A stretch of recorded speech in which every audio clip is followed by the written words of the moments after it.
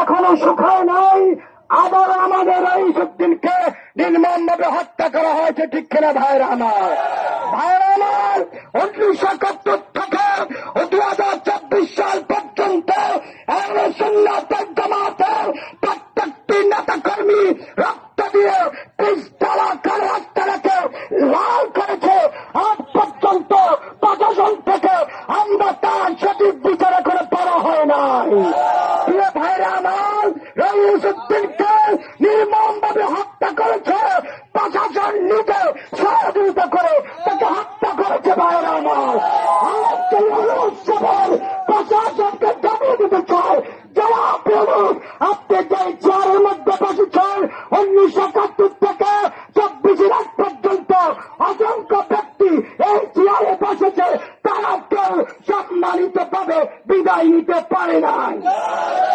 আপনি যদি রইসুদ্দিনের বিচার না করেন, আমি জানতে চাই, তথাকথিত সরকার যখন ছিল তখন বলা হতো উপরের নির্দেশ 24-এর পরে কোন উপায় নাই, সব সমান হয়ে গিয়েছে।